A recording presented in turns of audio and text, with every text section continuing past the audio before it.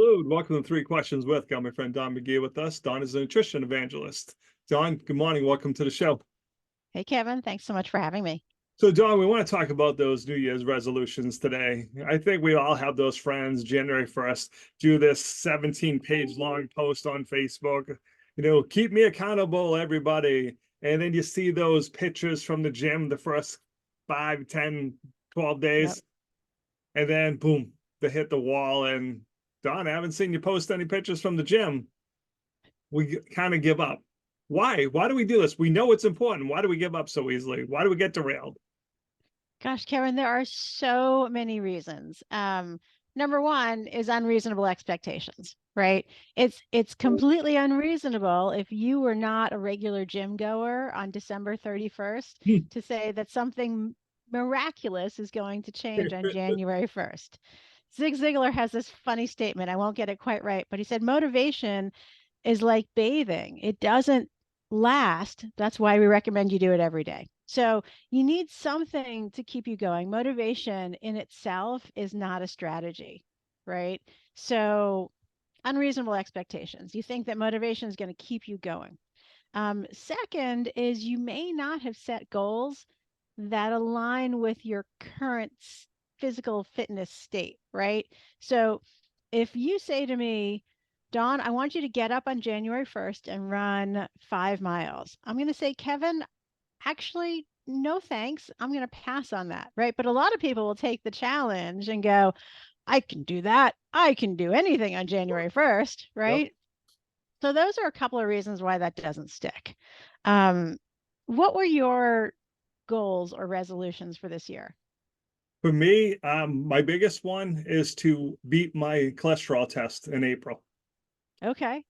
That I don't want to take pills, Don, and I'm working hard and eating better, so I don't have to do that. That's one of my motivating goals. So one of the reasons I love that is because you've got a goal where you can actually influence it by what you do, right? So the results are going to be a direct consequence of your actions. Whereas people jump on and go, I'm going to lose 30 pounds this month.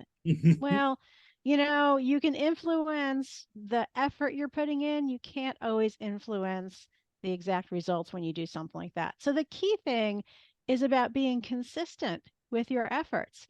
And it doesn't have to mean that, you're perfect all the time. We love to use the 80-20 rule, right? 80% of the time you're really good and 20%, maybe not so much. Totally fine. You're over time, that consistency, your body's going to respond to it. It's going to start trusting you and say, all right, Kevin's treating me much better. I'm going to respond. That makes sense. So, John, here's the challenge. January, the beginning is good. I have no school. I can hit those goals pretty easily, to be honest. Today's first day of school.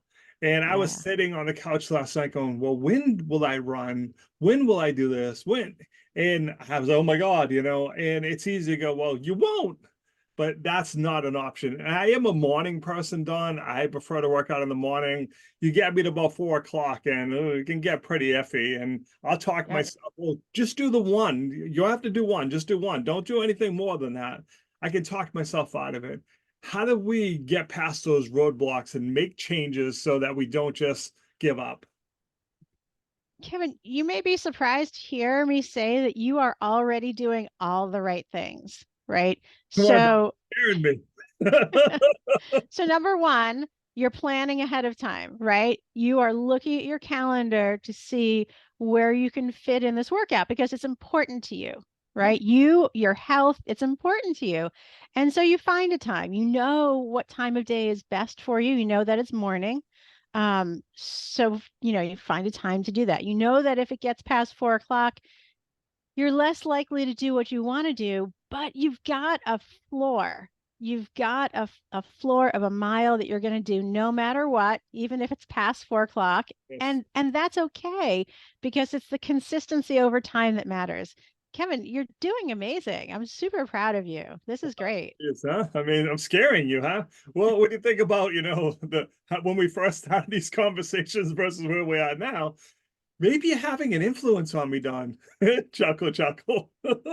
I can only hope. I can only hope. So, Don, if people have questions, they need help putting together that reasonable plan, what's the best way to reach out to you? Best way to reach out is either on Facebook or through my website. My website is dawnmcgee.guru, and you can find me on Facebook, Dawn McGee Nutrition Evangelist. And at this time of year, I am happy to do a 2-session package for folks who just want some help setting those goals, understanding what that process is so they can be reasonable, realistic, consistent, and not be one of those people that fall off on day 10.